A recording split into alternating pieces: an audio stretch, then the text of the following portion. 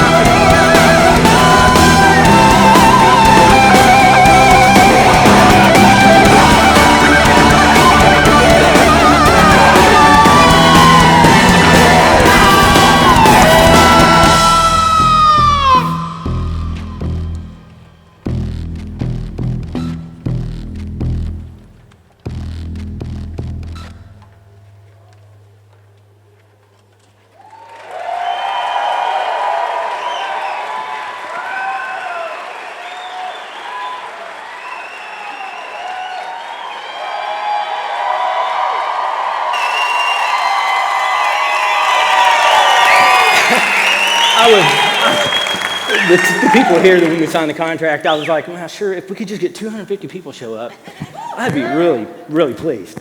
I got 1,200 of some of my best friends and family here tonight, so.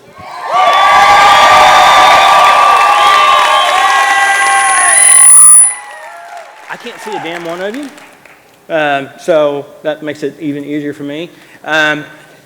So where do we start?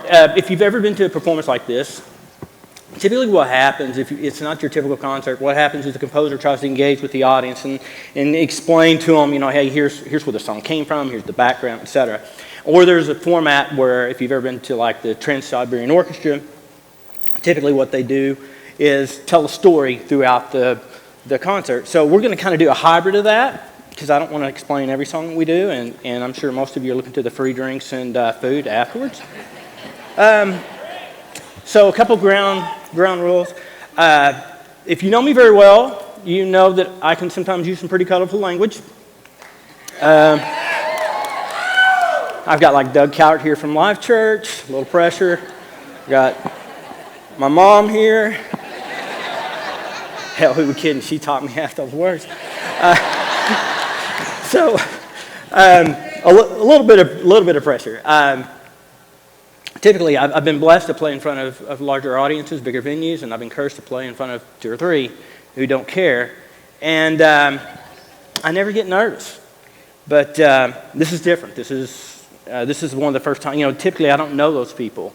When I do film and television, if they tell me no, I really don't take it personal because I don't know them. I don't really care. Other than, was it a yes or no? It's a sterile answer. If they say yes, I'm like, hey, great. I tell my wife, and she says, are we going to watch it, or are we going to do, no, I don't, there's just nothing personal. But tonight, as I said, I have 1,200 friends here this evening, and in some form or fashion, I've had you, or I've manipulated a lot of you to be here tonight through some serendipity. Hell yeah. So, to prove my point, do we have anybody from the Phi Tau clan here tonight? Let's try Valor. You got some Valor folks here this evening? But here's who's going to rock your world. Holdenville, let me hear it. Hell yeah. Get ready, because I'm about to introduce my next family. True Grit, let them have it.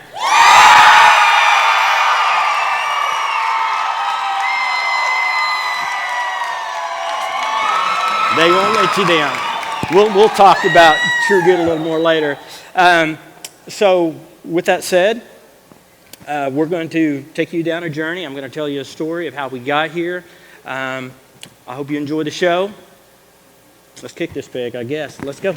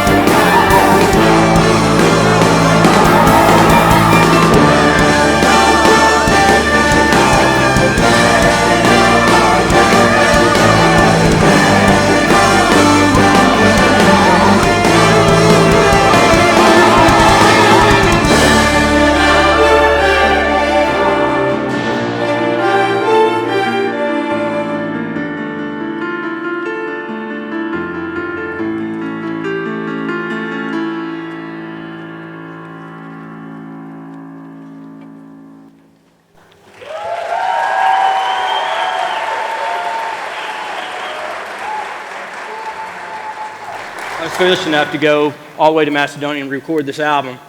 And holy cow, just should have stayed freaking home. I avoided the F-bomb. We will there. I'll continue to do that. Let's just make it a drinking game. If I cuss, if I say something inappropriate, drink. Some of you might, if you play the game, you probably want to call your Uber and your bail bondsman now. Hell, someone's going to ask you tomorrow, how was the show? I don't know. I passed out by the fourth song. The guy cussed dang much. But with that said, this story really starts in high school, and there's a lot of people here from Holdenville. Again, thank you so much. Most of them are going to be familiar with some of this. They're going to know who I'm talking about. I'm going to change the names to protect the guilty. But I was a geeky little high school kid. I couldn't find myself yet. I had no identity. And I'll never forget, I was sitting in the band room in Holdenville, and this guy, somebody was in the next room playing a really popular song at the time called Axel F. Do y'all know it? Yeah?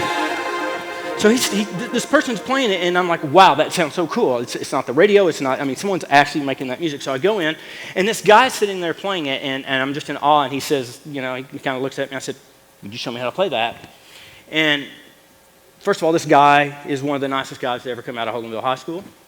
Everyone loved him. Everyone respected him. Everyone watched what he did and learned by his example. But the second thing that's amazing about this guy is I feel like myself and some of my peers have the resume to say he is absolutely the finest musical talent that's ever come out of Oklahoma.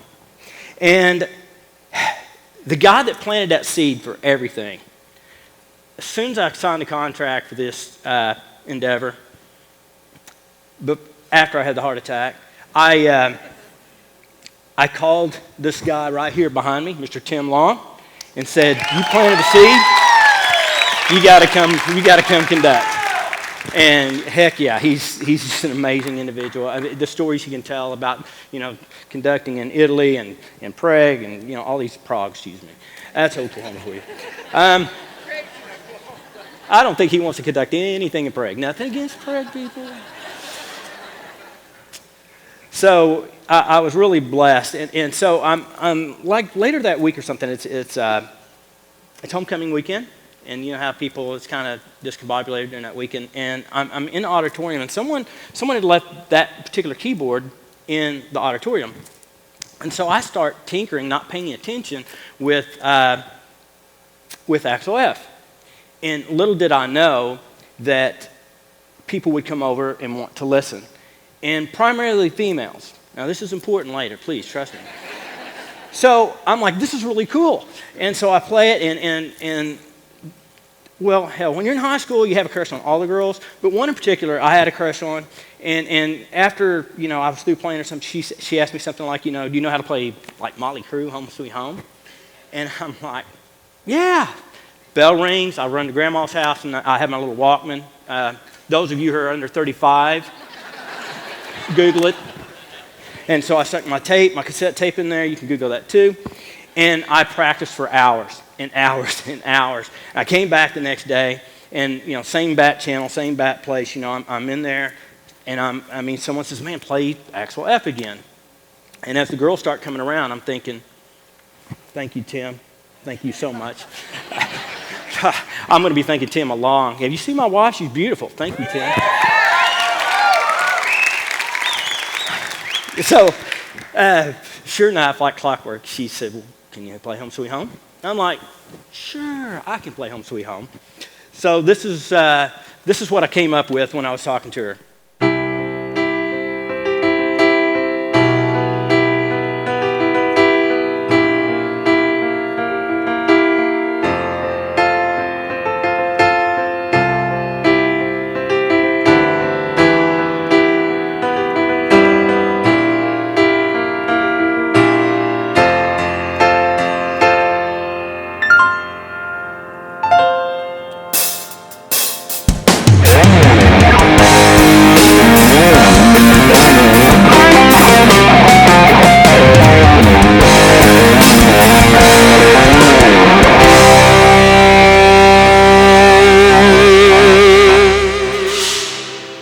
stretch of truth because I didn't have a band at the time.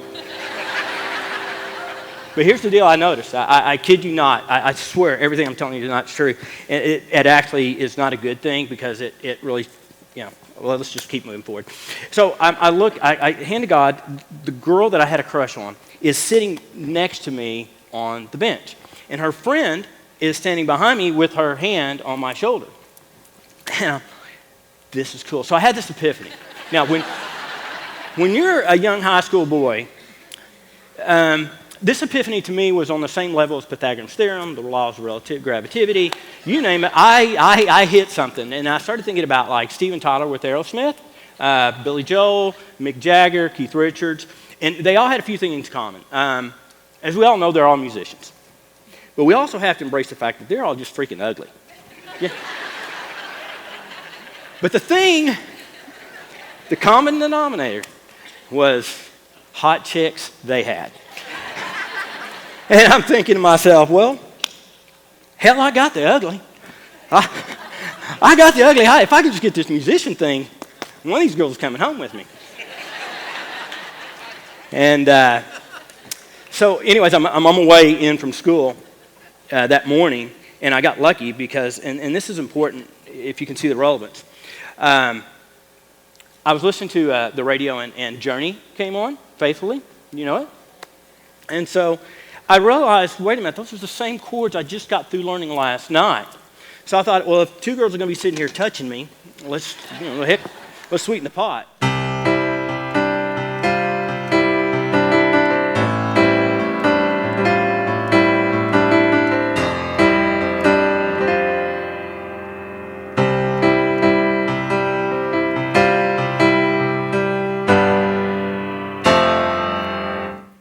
Know it? So, that's making me feel lonely. At that point, the girl that sits next to me, her boyfriend starts coming up, and he was a big boy, corn-fed, football playing, and kind of mean and abrasive. And so he basically tells me that Motley Crue's a bunch of pansies, and I don't think you think he really said pansies. And if you thought the word that you thought he said, then you need to take a drink right about now.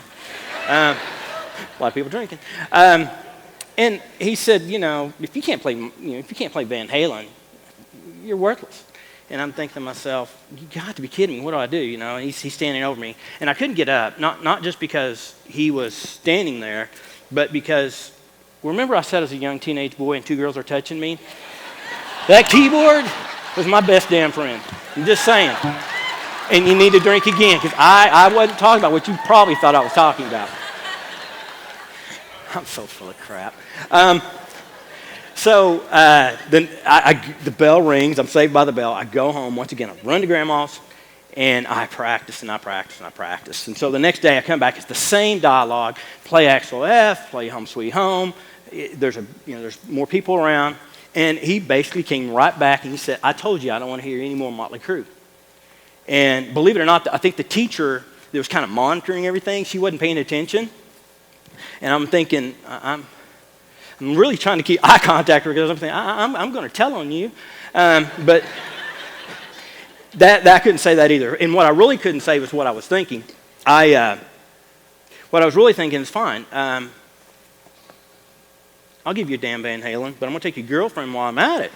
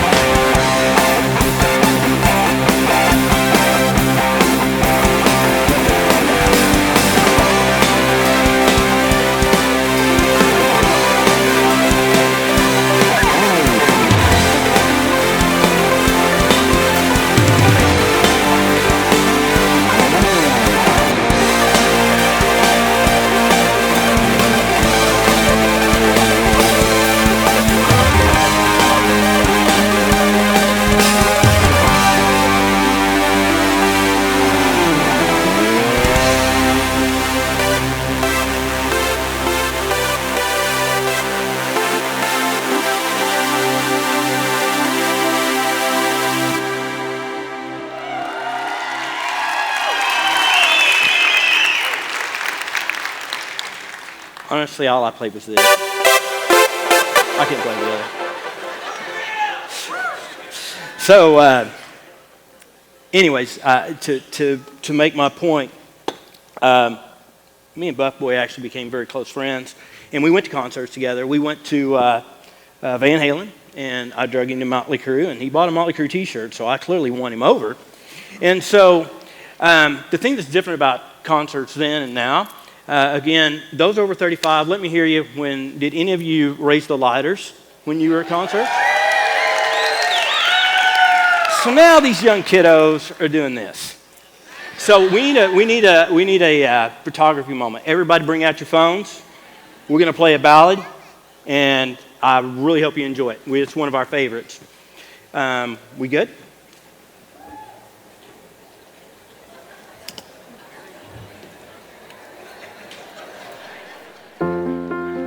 Oh, hell yeah.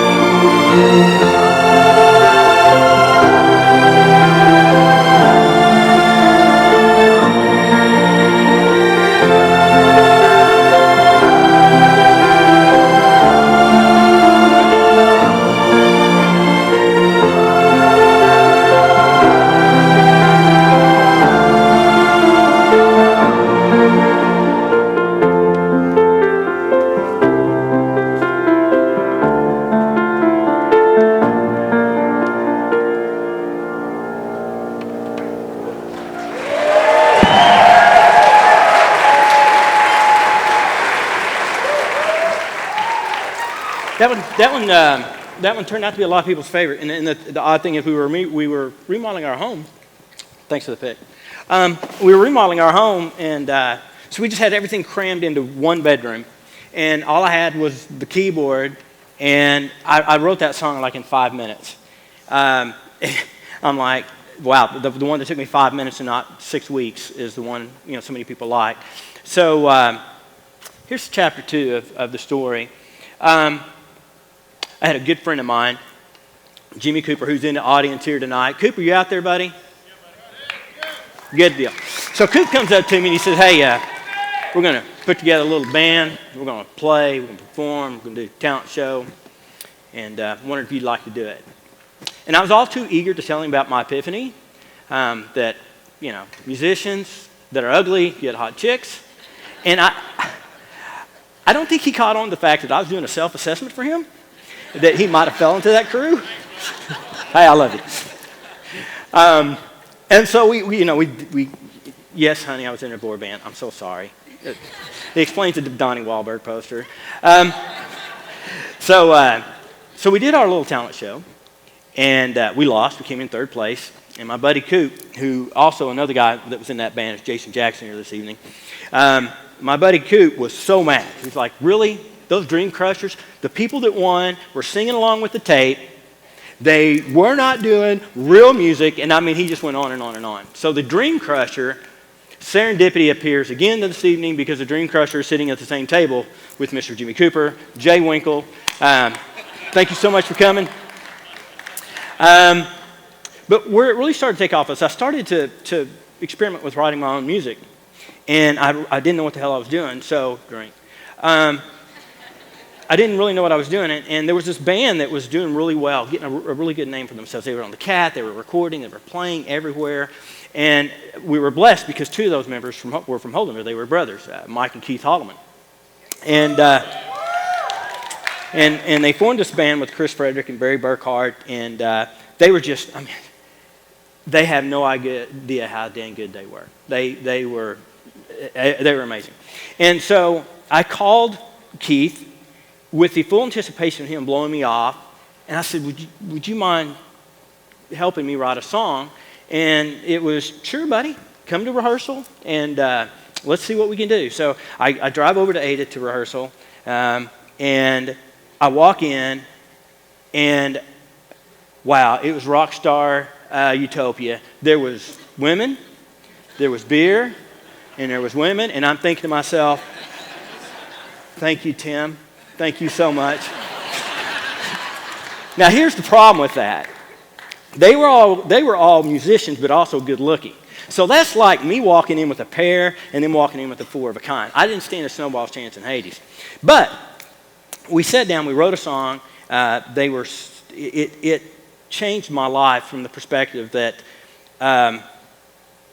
they didn't have to be that nice. They didn't have to give up their time. They could have big dogged me. They could have blew me off, but they paid it forward. They gave me that self-confidence. So much came together for me that evening. And guys, I don't know how I'm going to be able to thank you for that. I really don't. I think our CEO was telling us the other day he's running 30 companies for us. I mean, guys, you're responsible, in my opinion, for thousands and thousands of patients getting taken care of all the time, and thousands of employees over the years that's had a good job and been able to support their family. You really did have an impact for that to happen, and so I couldn't be more appreciative. So what I wanted to do was take one of your songs, an 80s ballad. God, I love that song. I've covered it so many times. But I took this 80s ballad, and I wanted to turn it into an orchestral piece. And unfortunately, I just couldn't make it work. And so one afternoon, I'm walking through the living room, and the girls are watching Beauty and the Beast. And the scene where Beauty and the Beast are dancing in the ballroom is taking place.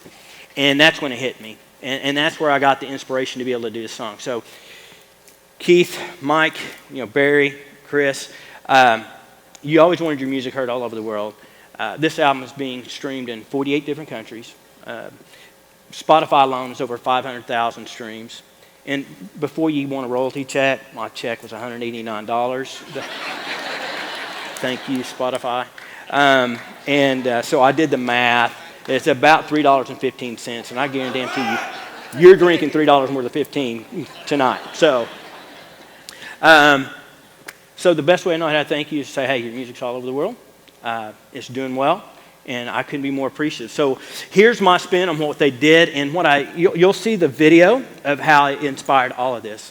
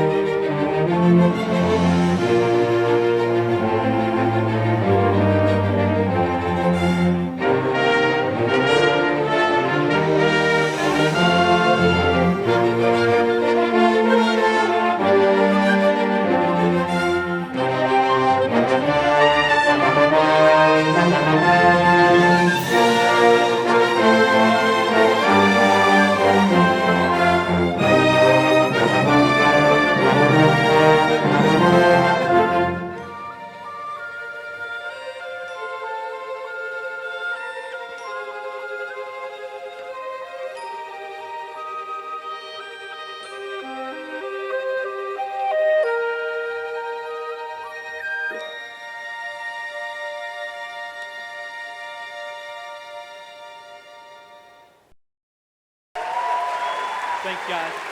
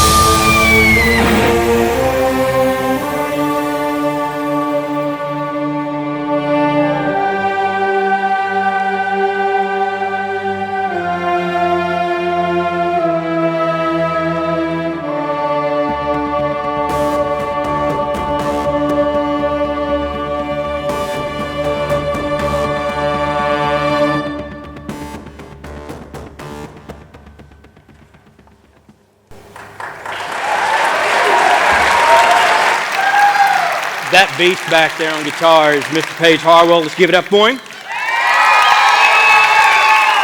He is such an Oklahoma icon in music scene and the things he does. And by the way, he's just a hell of a nice guy. So the next chapter is really kind of odd, I guess, in some ways. But it actually started a little before. I was in 5th grade, and that's when you joined band for the first time. And I convinced my parents they should get me a trumpet. And, well, quite frankly, I sucked. I tried and I tried and tried. And I'll never forget, and he's one of our guests tonight, he was a good trumpet player. His name was John Shepard. Are you there, John? Yeah.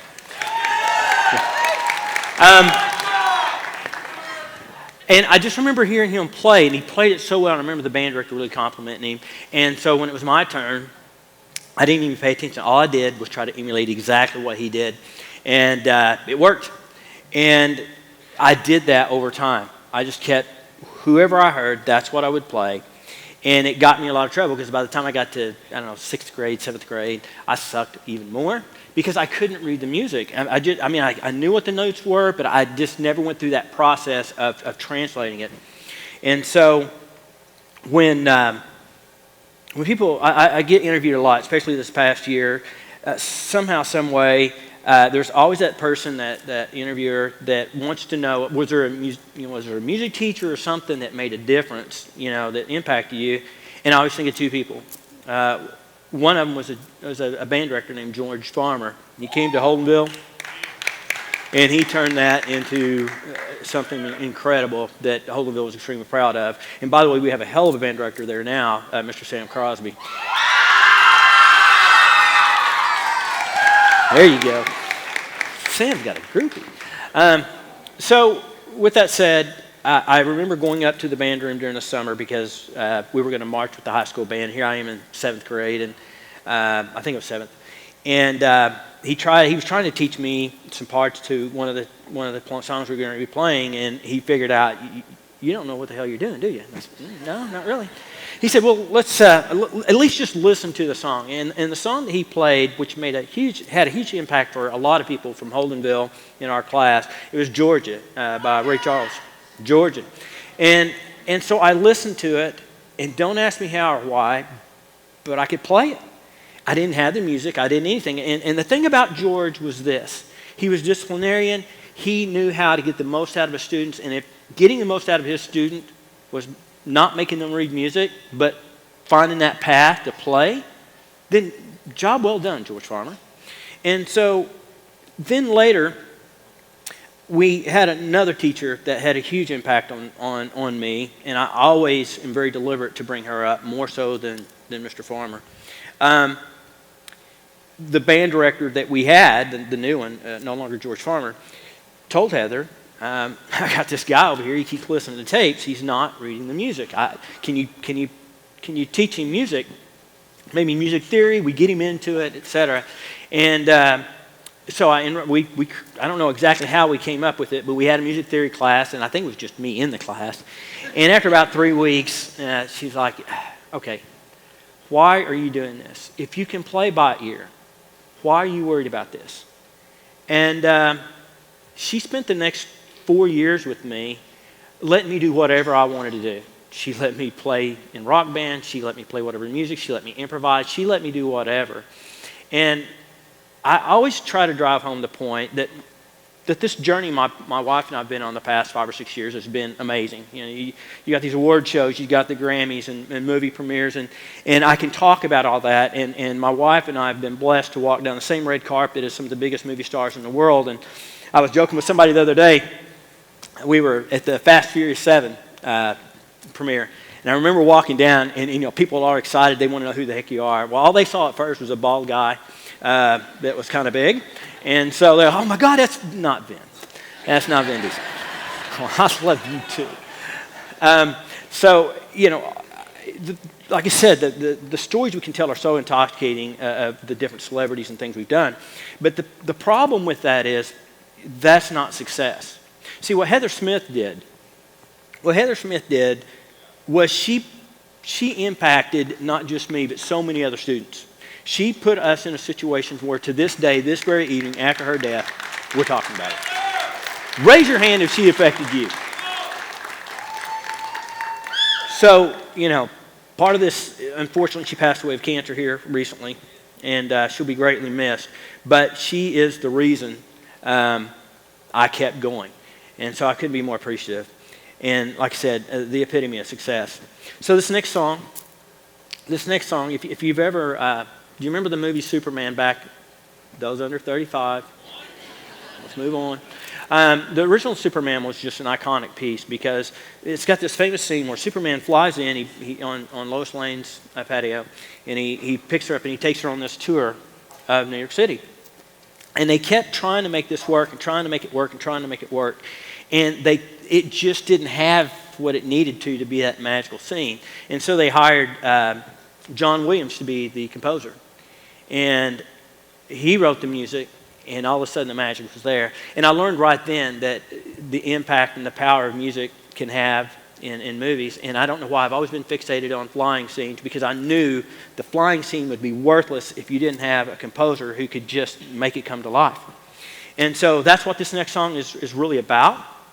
And we've got some video footage for you. And again, those that you're under 35, you may not recognize non-HD video for Superman. We survived it. You can survive it. So with that said, guys, let's give them a little first flight.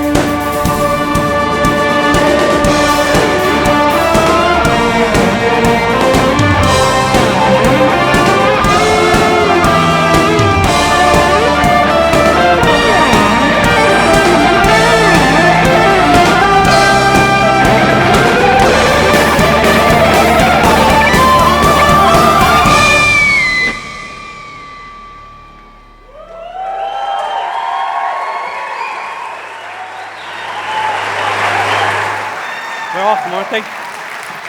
Absolutely awesome, guys. You guys make me look good. My wife and I finally, we decided that we were tired of sitting around eating potato chips and binge watching on Netflix, and we thought, we should go to a gym. You already know where I'm going, don't you? So we go to this gym. Just try it one time. Okay, all right, whatever.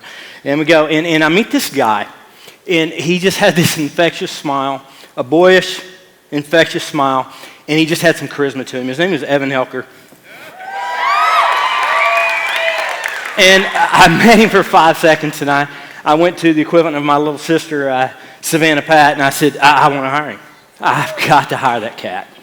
And it wasn't long after that I started to really kind of gravitate towards another gentleman, Mr. Travis Grimm.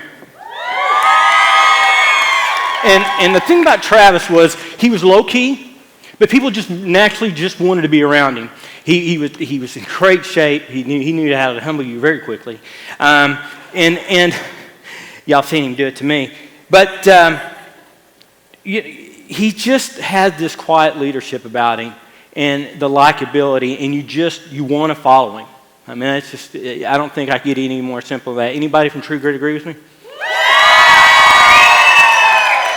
And so as we're really starting to get acclimated with Travis, here comes this ball of fire. This guy comes in, he's brand new, Mr. Jordan McGuire, and he absolutely lights the place on fire. I mean, his energy, I thought I was at a dance club.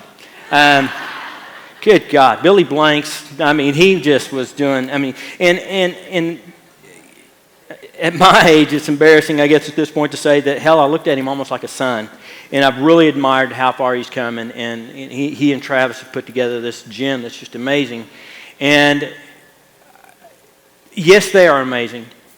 But what you don't know is we always say, oh, it's just like family. This is a community. You have no idea the True Grit family, the True cult, the community that we have. You're not going to top it anywhere. No other business is going to top it. No other gym's going to top it. These people are amazing. And I don't know whether here for me or the free drinks and food, but someone mentioned it, all of a sudden people started getting tickets. Hi there, how are you? You're a hell of a lot better looking than I am. True Grit has just been a blessing for Melissa and I. We've been in the best shape and health of our life. And we couldn't be more appreciative of Travis and Jordan and Evan. And, of course, Jennifer Gott keeps everybody in line. She is an absolute doll, isn't she? And now we've got Dylan to the table, so we've got quite the crew. So with that said, I just kind of wanted to say thank you to my True Grit family, my True Grit brethren. Life's been amazing the past year and a half, and I just want to be able to show my appreciation. So here we go with Triumph of Chaos.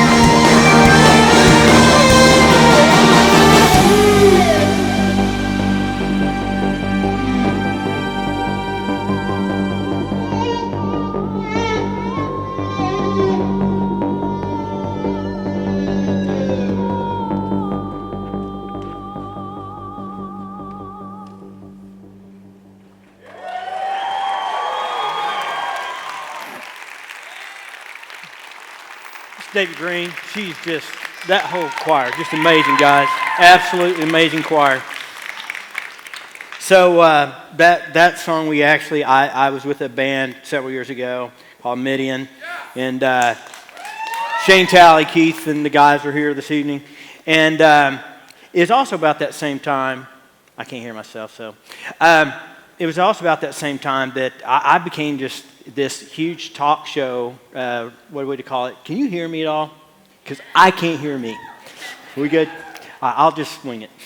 So with that said, I was a huge fanatic for sports radio, and this guy, with kind of that same energy that I talked about with Jordan, he's on this air, and he's opinionated, and he's funny, and he knows what the hell he's talking about. And I just loved it. And I ate it up. And I remember being in this band, and I was really proud of the album we had done at that time. And I took it by the studio. I just dropped it off, said, hey, I'm a big fan. You know, by the way, this is what I do on the side. And I'll be danged, it was like a week or so later, he's playing the music for the beginning of his show. And he's doing this monstrous yell, and he's just plugging the hell out of our band. And so I owe him a huge debt of gratitude because essentially that got us into every club we ever wanted to be. And so Jim, thank you so much. Jim came this evening. Something else Jim did for us was when I was in Europe recording the album, I was homesick. And so every day I had my app out, and I could just listen to Jim and go to Al and Jim, and I was at peace. It was my dose of home. And just for what it's worth, the reason we call it Midnight in Macedonia is we wouldn't walk out of the studio till like midnight. And my wife and I do eat fairly healthy, but we survived, I think, on Pringles and almond M&Ms or something. I mean, that was the only thing that was available at that time of night in any store. So again, Jim, thank you so much. It was great. But there's a lot of important moments this evening, a lot of important chapters. But some of you know that I was really blessed that Linda and Jack Wakeley took me into their home and adopted me. And yes, that lady's responsible for it. Blame her or bless her. So some of you may or may not know that I'm adopted.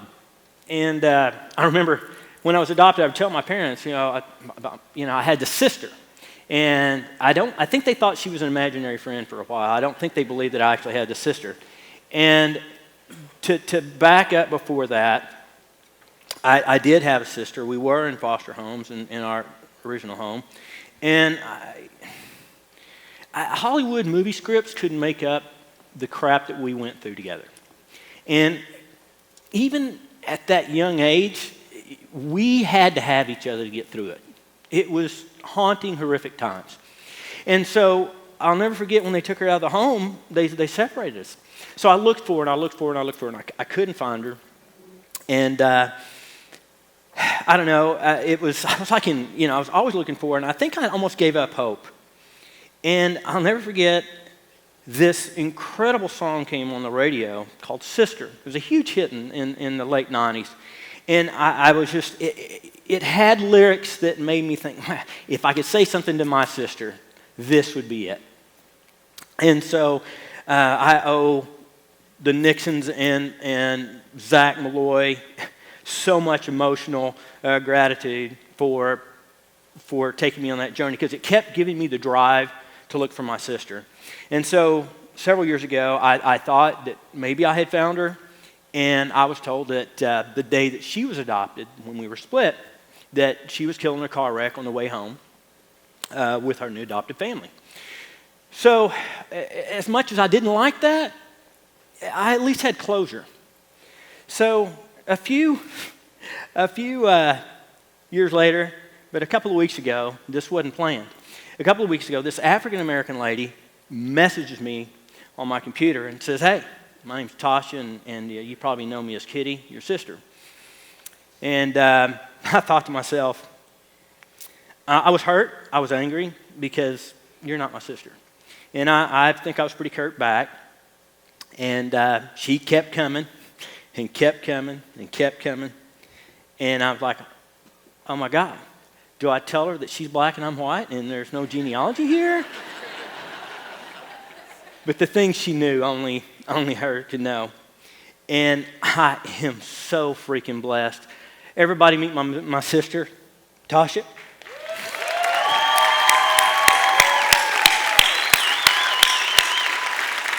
It has been an amazing blessing. There you go. And her beautiful daughter, Talitha's here this evening. If you want to entertain, just pull back my sister and my niece, and you'll have a great time. So with that said, what better way to pay tribute to you is if my rock and roll hero, Mr. Zach Malloy, would come up, play that song that was such a hit, and give her a dose of what she really deserves. Zach?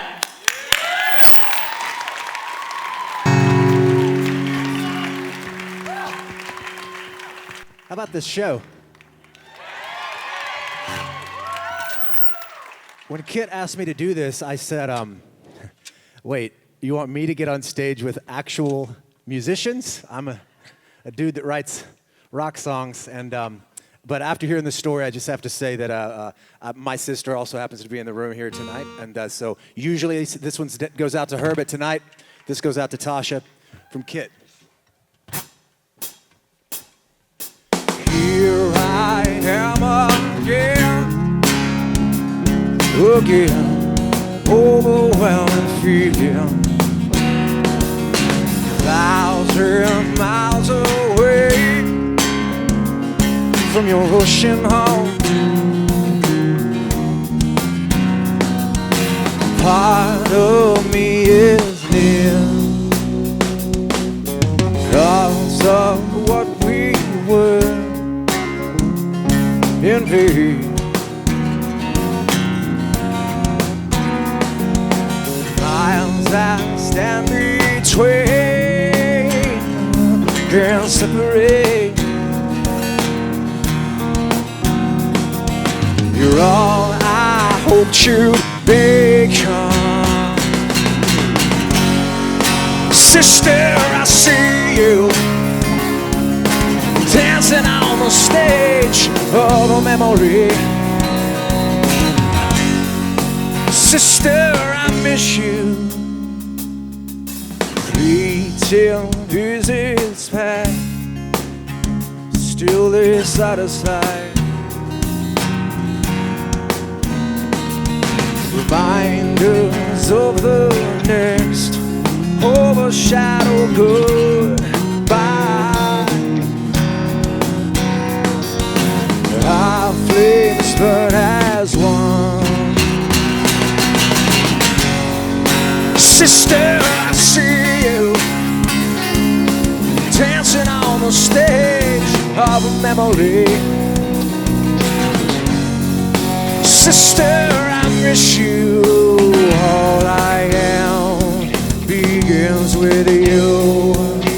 Thoughts of a hope understood. Half of me breathing you. Thoughts of love remain true. Here we are again, saying goodbye. Still we'll fall asleep underneath the same sky. Oh, I'll see all I knew you, big John.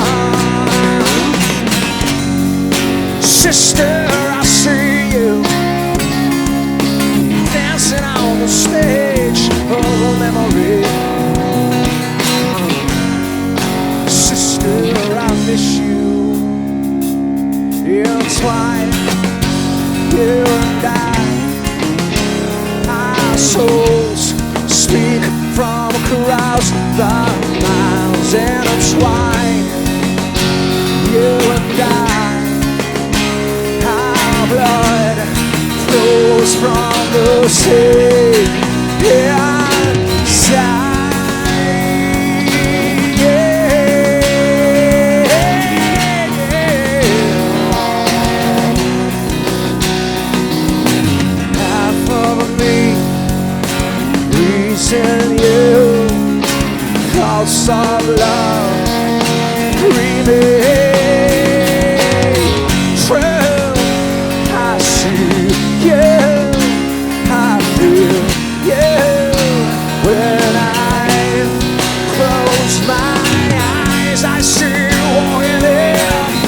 I see you dancing in my mind.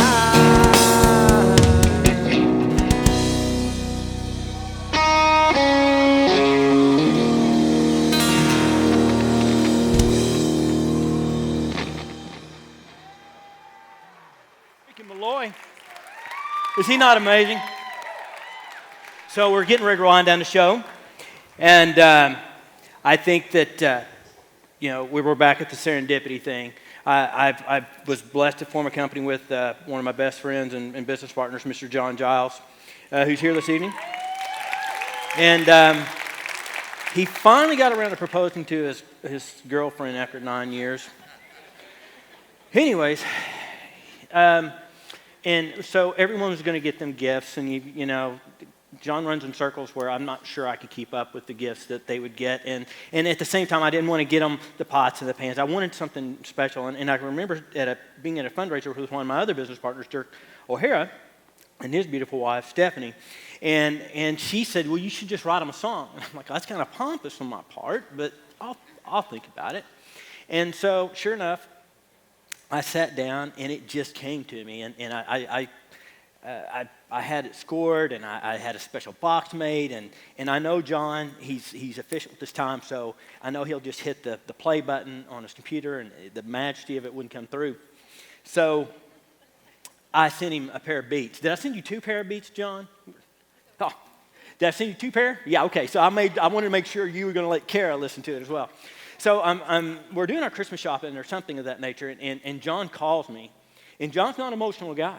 He said, "Dude, I'm sitting here. We're just about in tears. I don't know what the heck you're doing with rock and electronica. This is your calling." And so that's the next seed that was planted for this to end up here this evening. It was the very first song I wrote with an orchestra, and I'm just blessed that it was. You know, it turned out the way it did because it just set the tone for everything. So if we could, John, Kara, I owe you a huge gratitude, and this is for you guys.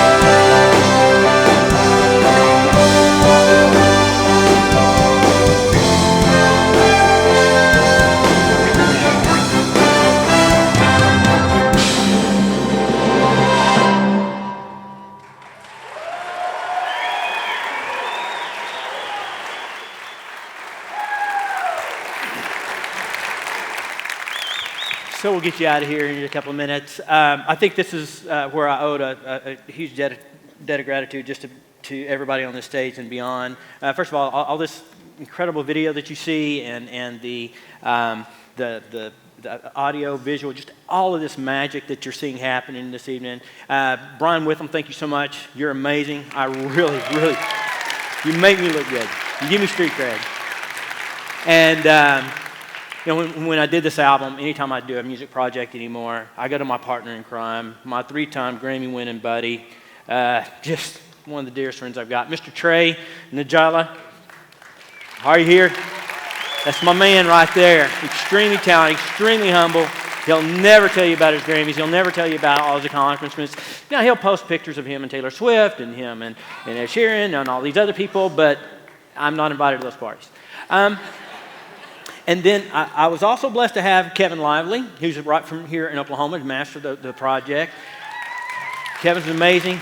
He's got more gold records on his wall than most artists could ever hope for. Way to go, Kevin. And so you just brought that extra sparkle. And as far as, did I brag about Paige Harwell yet on guitar? Yeah. One of the most fun guys you'll ever meet is back there on drums. Let me hear you, Brent. That's my man. He is a beast, but he's just great to be around. He's very entertaining, very nice guy. And then, of course, we're equally as blessed to have that beast on a bass guitar back there, Mr. Ryan Miller. Yeah, my God. And so I would be remiss if I didn't make sure that you didn't understand just how damn good this orchestra and choir is. They are, please.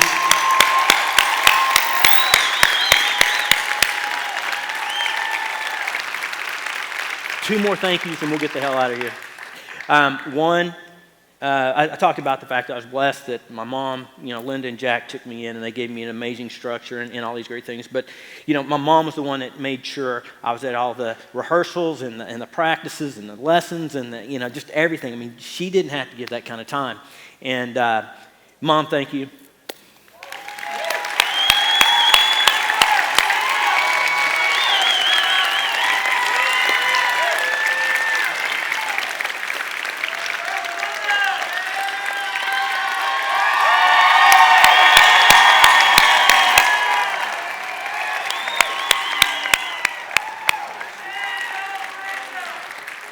But as much as I love you, Mom, hey, Tim, have you seen my hot wife?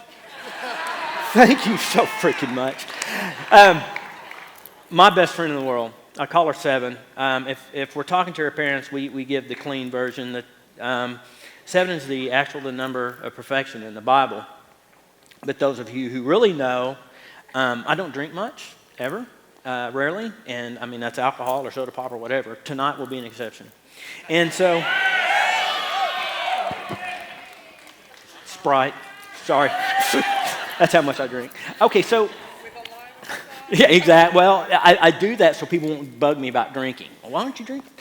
So, with that said, this album was a 3-year project, and the late nights, the studio nights, just everything that went into this thing, my wife did not complain one time.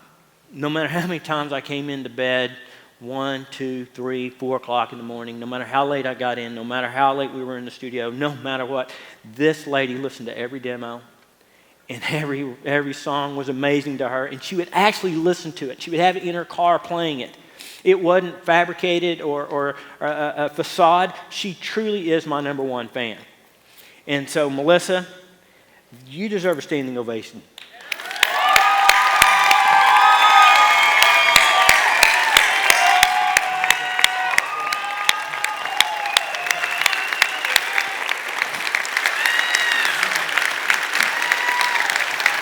By the way, my wife cries a lot,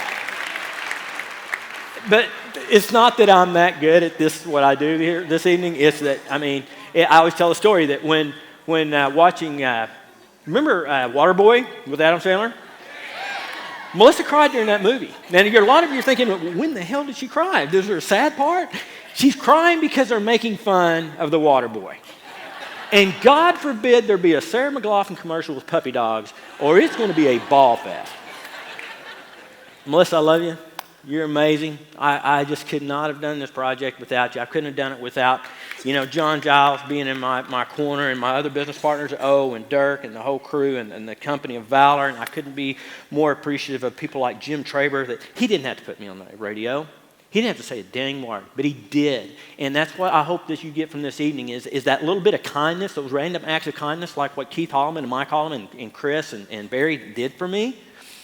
Man, just remember, every time you do something nice, you're making an impact on somebody. Heather Smith, George Farmer. If I haven't mentioned your name, I'm so sorry because I can't mention 1,200 names this evening.